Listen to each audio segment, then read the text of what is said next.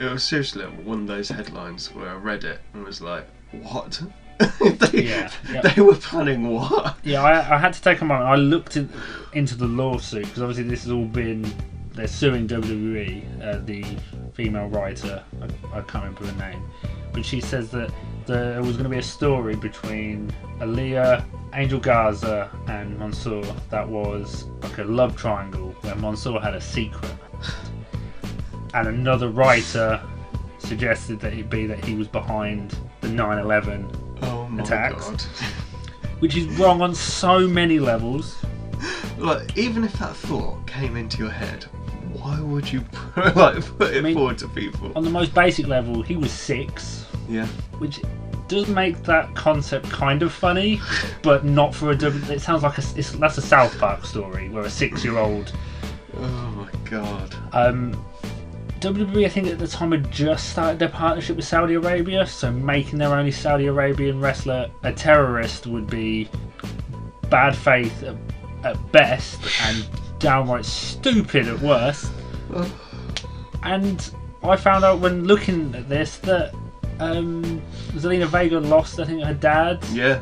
Which, just to add the cherry on top of why this is a bad idea, you've got personal pain related to this story. Like, I mean, there's so many other reasons, but just those 3, just even for WWE, this was a stupid idea. And thankfully, the other writers was like, no, we're not doing that. And then that guy threw a tantrum.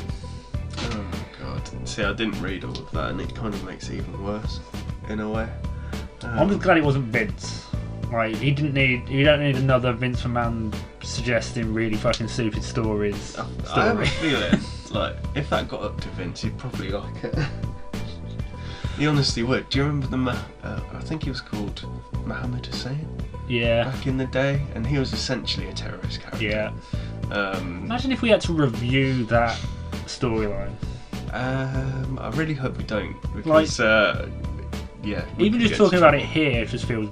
It feels icky. Uncomfortable, doesn't it? It feels icky, and I'm trying to think about the best way of phrasing things, but yeah, it sounds like something that's like the plot of South Park, and I don't even think South Park. That's best case. Like, would go there. I mean, maybe they have. I don't know. I don't watch a lot of South, but it sounds like that sort of thing. Not something you'd expect from WWE, which we have to should also point out is played at like peak time in the US. It's not a late night show. It's PG. It's you watch it with your nan. Not. Mad. Anyway, let's move on. We've got a lot of stories to cover that we've missed in April, and that's just the start. So give us a proper intro, and we'll just get right into it.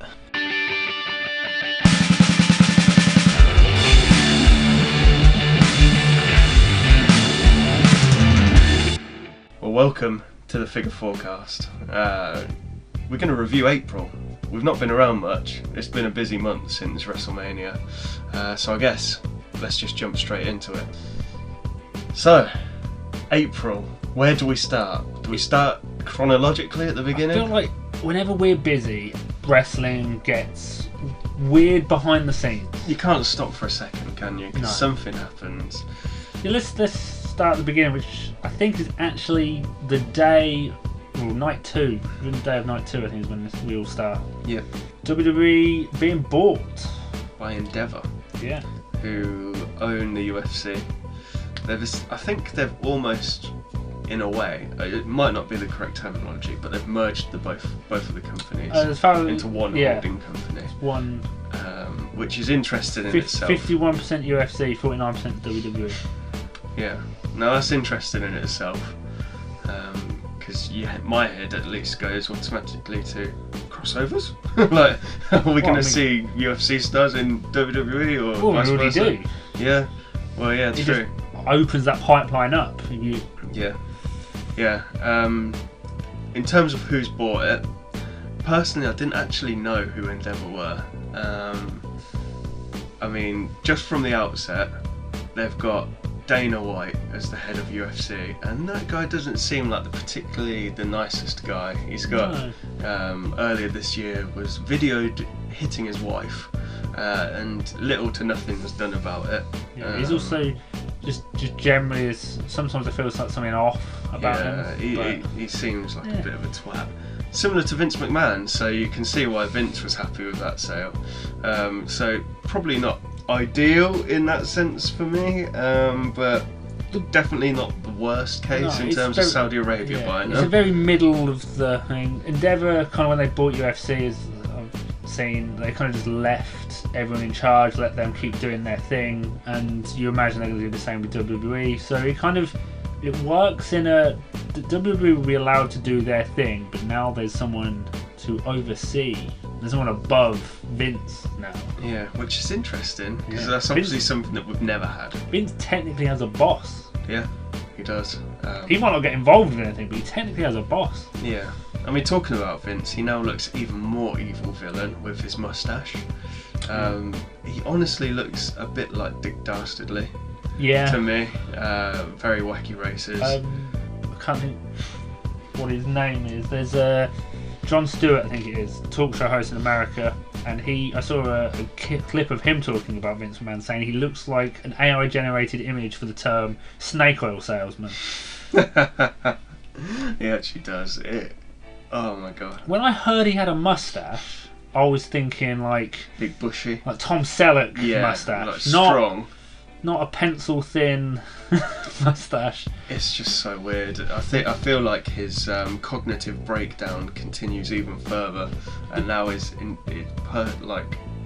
visualised by that mustache. The dyed hair doesn't help either. No, it's all just so weird. And I guess we should talk a little bit about him coming back into WWE a bit more. It's it happened before Mania, and we've covered it a little bit with his hostile takeover and all that sort of thing. But his sort of grubby fingerprints seem to be more and more traceable on the product. So the Monday after I keep saying the Monday after WrestleMania, the Raw after WrestleMania, definitely felt very Vince heavy. Decisions just seemed odd. The flow of the show was bad. If it is Triple H that was in charge of that, he did a bad job. If it was Vince, he just did a Vince job. It was just typical kind of quality that we've experienced under Vince. But since then, there's been moments that feel quite Vincey, but it's not been the catastrophe that it felt like it was going to be. And it's been led to believe that Vince is just sending notes through Zoom or something to Triple H. So in theory, Triple H is coming up with everything, and then he's just showing it to Vince, and Vince is making a few tweaks. Which is that far off what was happening before, anyway? Probably the same. What I'll say is, so many people are being like, "Oh, if Vince has got anything to do with it, I'm not gonna. It's terrible. It's no good." It's as long as what we end up getting is good. I don't care if the idea came from Triple H or if Vince changed it. As long as what we get is good, that's the important bit, not who came up with it. If Stephanie McMahon pitches an idea to Triple H while they're having breakfast, and it's a good idea, roll with it. Yeah, no, I agree with that. People online seem to think that just the idea of Vince having input is just immediately negative. It might be negative, but it's not Vince that's the bad thing. It's just he's got bad ideas, isn't it? Personally, for me, he's a bit out of touch. I think it's more of a moral thing for me. I don't want to get too deep into it, but just knowing that he's sort of back in the company ahead of the thing, it kind of almost puts that question in my head: do I want to get too invested in this? Because there's a very horrible man at the top of it. I mean, the question is, when he stepped down, he was still technically at the top of it. He was the 70% shareholder. Yeah, but he wasn't sort of the face and present of everything, was he? Well, he's not at the minute. It's only for us nerds that look up what's going on behind the scenes. No, I know that, but even when Triple H comes out, it almost feels like Vince has got his hand up his arse almost, and he's a big Triple H meat puppet. Yeah. I mean, I've tried to take a step back from the social media aspects of wrestling, especially not wrestling related, just how shit Twitter has become recently. And I've definitely started to enjoy some of the shows a little bit more when I'm just looking at what's going more Aiden, taking things for face value. Yeah. I agree with that. It's a tricky one and a very complex one, and one that we can't completely cover now. But I just wish he fucked off. Honestly, I did. I do. Now that he has a boss, we could be looking at that eventuality. We'll see. I say now he has a boss. The deal hasn't officially completed. It won't until towards the end of the year. Yeah, I imagine there's a lot of T's to cross and I's to dot, in a way, on the contracts and things like that. Saying it that way round just so confused me there. Yeah. I said it a weird way, but anyway, I'm a weird guy. Anything else you want to talk about? There's a real minor story that just kind of blew up to the point where I actually got notifications. I've been trying to stay off of Twitter, and Twitter was like, no, you need to know about this. CM Punk was at Raw. Yeah, it was a really weird one. Well, I say he was at Raw. He was in the building before the show started, and that's so strange. It really is, isn't it? It seems like he was there to make amends with people. Like he was having a chat with The Miz and with Triple H, and then Vince was like, "No, you can't stay here." Like when I first looked at it from the outset, I was like, "Oh, Raw's in Chicago. That makes kind of sense." But then I read about it, and apparently Punk was in Florida, had to fly back to Chicago to go to the show, and then make amends. And it's quite ironic, funny that he's making amends with these people before like the ones from Brawl Out, like the Bucks. We don't talk a lot about AEW, but as we're talking about CM Punk, I feel like we need to go into it because the kind of the carry on from the story that began with Brawl Out, amazing name whoever coined it first, is that AEW might be creating a new show and having a brand split so that they can have Punk on one and the Elite on the other. Yeah. Which to me definitely feels like the wrong reason to do a brand split. Well, I read about it and apparently it was something that was already in the works. So AEW Collision is what it's going to be called, on a Saturday night. I'm not overly keen on the name, but hey, let's go with it.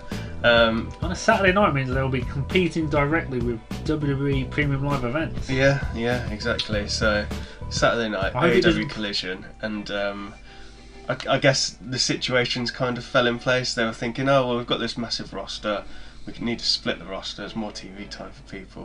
And then you've got these huge talents that I guess don't want to work with each other, there's friction. Split them, and it's kind of best of both worlds. I think people underestimate how big of a draw CM Punk is, because he makes money. Like even when he went to UFC, like he had that one fight and it was bad. Like he got his ass kicked, but Dana White saw how much money he brought in and gave him another fight in the UFC. And yeah, he got his ass kicked again, but he made a shit ton of money for him in the UFC. And people want to watch CM Punk. Like this story of him just turning up at Raw, it's got people talking. So yeah, I think it's a smart move if they do go for that. And I for one will be watching. Definitely a show just with CM Punk and his buddies on sounds good to me.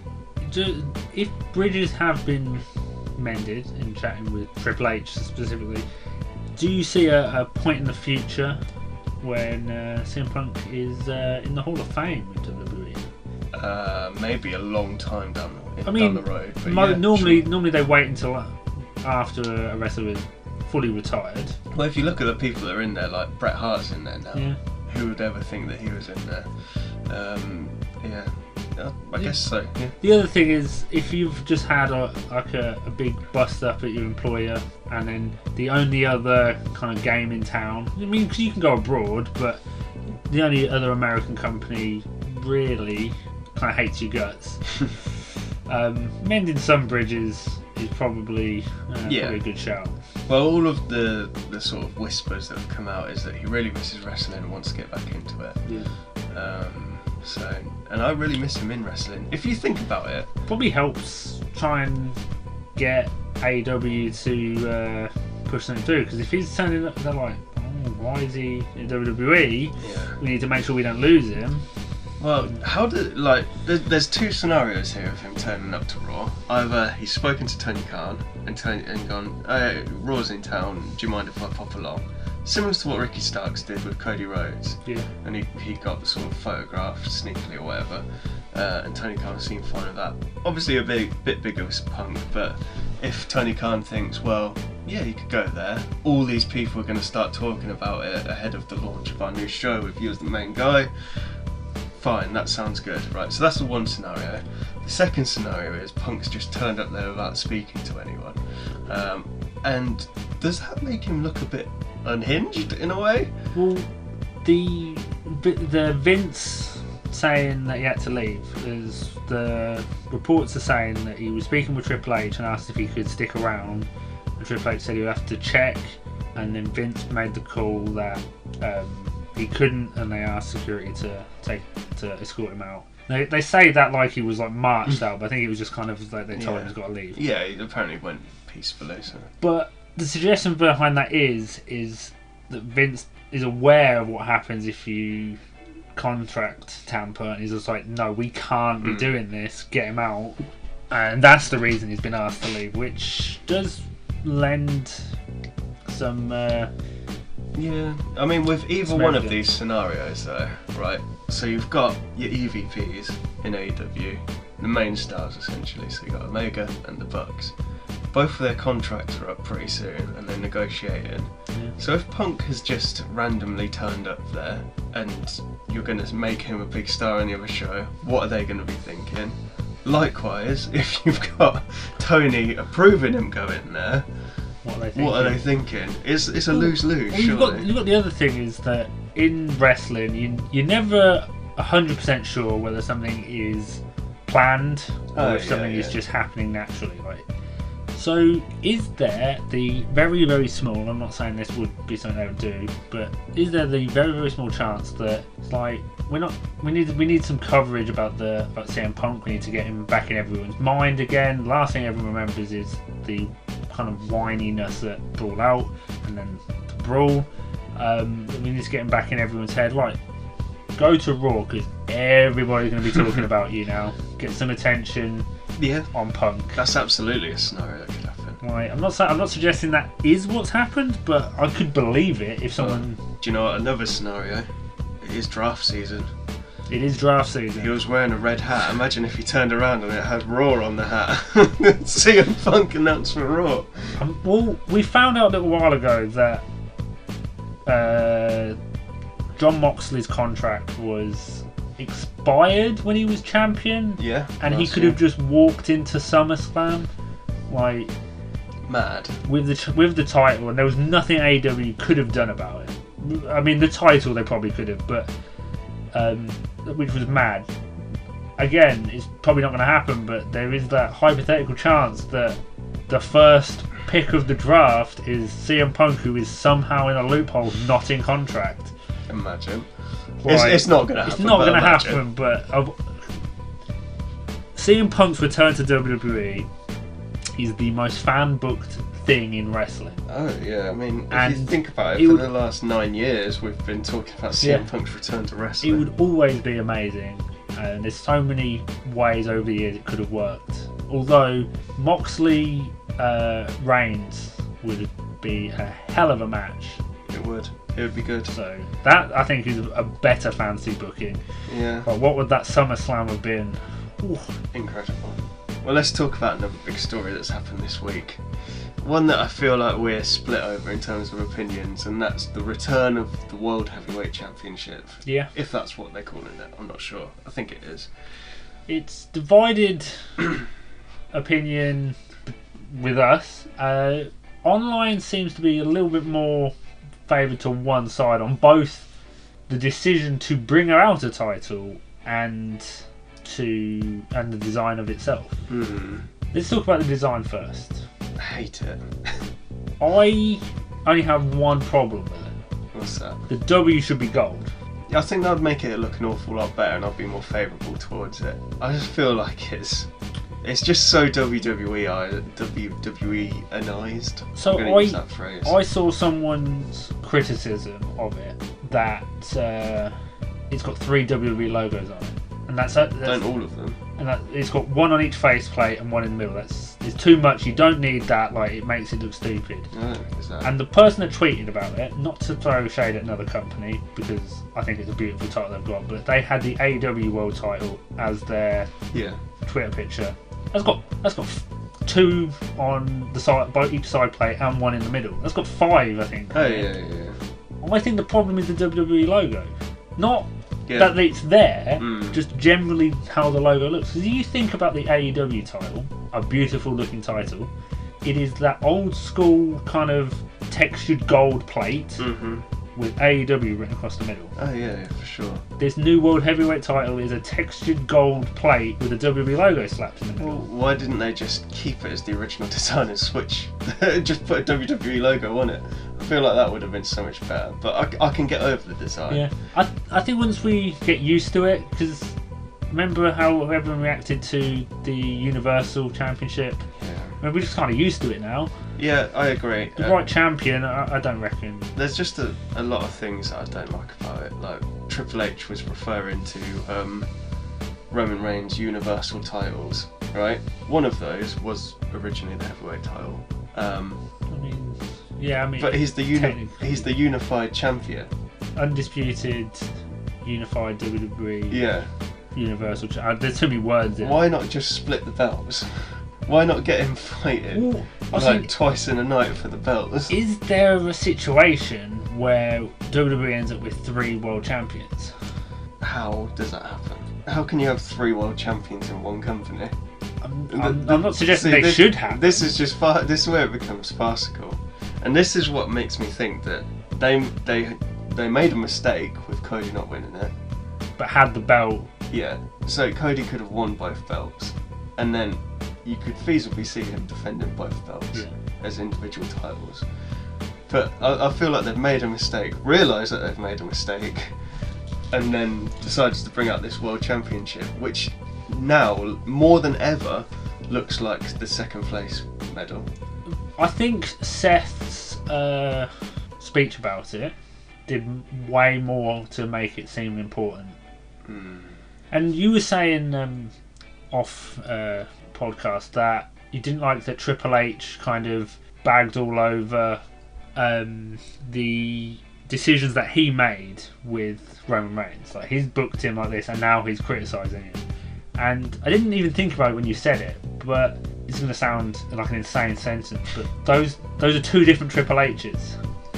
Because I know what you mean. It was Paul Levesque that booked Roman to win, but it's Triple H that's coming out to... I know what you mean, but people aren't stupid though, are they? I mean, it's the character. It's like is it Vince McMahon or is it Mr. McMahon? Although they're the same person, the character and the man are different. Yeah, I do understand that, but it's just that this is like now historically meant to be a prestigious thing, and in one sentence he's just gone like, but he's treating you like shit, like you deserve better and stuff. It just didn't sit well with me. Like, people have different opinions, but it just didn't sit well with me. What happens? Because Roman Reigns can't merge the belts. No. Because if he merges the belts, how long is his reign? I don't know. I'd think it would be the longest possible, wouldn't it? I think that becomes the WWE Championship. So then just the lineage of the WWE Championship comes to an end, and Roman Reigns is the last, because if you think when John Cena and Randy Orton merged the titles, the lineage of the World Heavyweight title ended. They merged it into one championship, but you can only do it when you win. Because if you have a belt and then win the other one, that you can't merge them then. Which one did he win first? Who?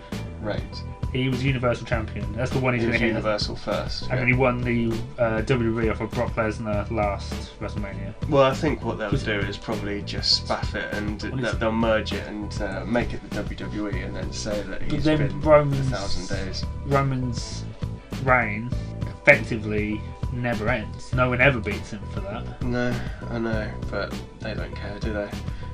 Another thing with this whole thing is that if Cody wins this tournament, I don't think Cody's going to be in it. Do you not? So Triple H said that whichever show Roman Reigns is drafted to, the other show will have this title. Okay. Which is exactly the same as how they introduced the World Heavyweight in WWE and the Universal. Yeah. At that kind of moment. But if Cody does win it though, his thing has always been he wants to win the WWE title, right? Yeah. It's not the story. Yeah, it's not the story. So if they do that, which I could see them doing as an out, yeah, it's just complete bullshit. Agreed. Yeah. But I think Cody goes to the same show that Roman's on. Oh yeah, I do agree with that. Look, I'm trying to hold back judgment from it. I just don't think it's had the best start, and I really wish they split the belts instead of... Until Night of Champions, at the earliest, I don't think we can really comment on it. But if you think, like I was saying, like the two previous ones had such rocky starts as well. Yeah, I agree. The World Heavyweight was gifted to Triple H. Just, here you go, have a title. I know. Like, so at the very least, the fact that we're going to have a match to determine who wins this is better. I think a lot depends on who wins it as well and what they do with it. I do love a first champion crowning, but I will say my favourite one of all time, they never won the title. And this was at a draft around 2006, 2007, somewhere in that kind of time frame, where John Cena was drafted from SmackDown to Raw. And do you remember back then, like the draft used to be split over 2 weeks, I think? It was long. It was a longer split, so they had a couple of weeks where SmackDown didn't have a world champion. That, and they set up a tournament, and they were going like whoever won was going to become the new world champion for SmackDown. And I think JBL won it. Yeah. And then whoever was general manager at the time came out to announce, "Oh, we don't need a world champion because we've just drafted Batista." Yeah, I do remember that. And I thought that was such a... It was good. It was good. Who do you have as your first winner of this belt? I feel like Seth is the obvious one. Well, not obvious, but like the safe pick. Seth's an obvious one. Brock is They can't have Brock. They honestly can't. Well, especially after it being like, oh, it's not for part timers. I feel like it's got to be a fairly big name. So big names, you've got Cody, which it shouldn't be. You've got Seth, which it could be. You've got Drew, which it could be. Yeah, depending on his contract, I guess. You've got... I mean, Kevin Owens and Sami Zayn have already got belts. Gunther's already got a belt. So it should be someone who doesn't have a title. Solo Sikoa.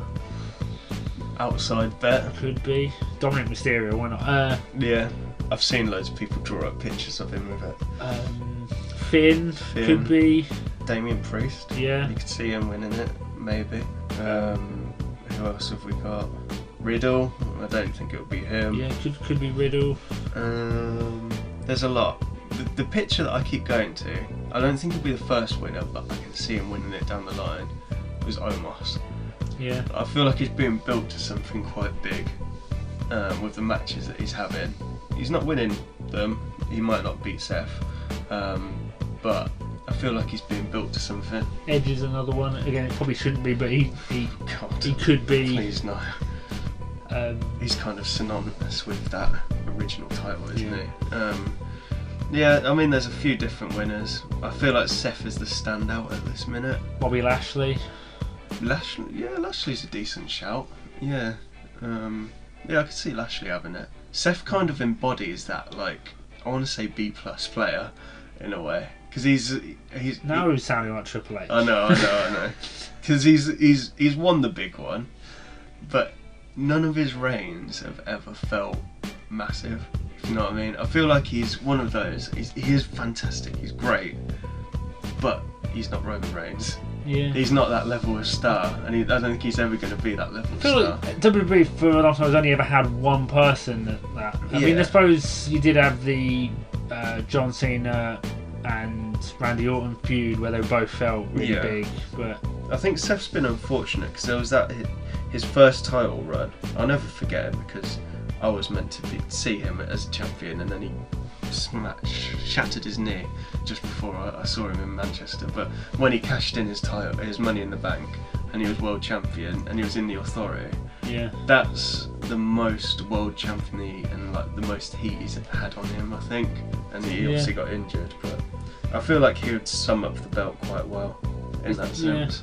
But it's been difficult, I think, with the world champions recently, because they've had the Universal title has been 1,000 days. Like it's the WWE has been nearly 400 days on one person, and although it makes the reign feel really big, there's nobody else who's carrying the title. And that was the good thing about having the WWE and the World Heavyweight is agreed. You could have John Cena's going to hold the WWE title for 6 months, and we're going to have 3 different world champions so that we can get a couple of people who can come out and be like, oh, I'm the big deal because I'm the world champion, and you can kind of rotate that a little bit. You don't want to do it too much because then it completely devalues the title, but you need to be able to do it a little bit. Yeah, I agree with that. Like I say, time will tell with this one. It's just not been my favourite introduction of a title ever, so we'll see what happens. With that and the draft, a couple of big WWE announcements, not quite as hyped as WWE and made them sound.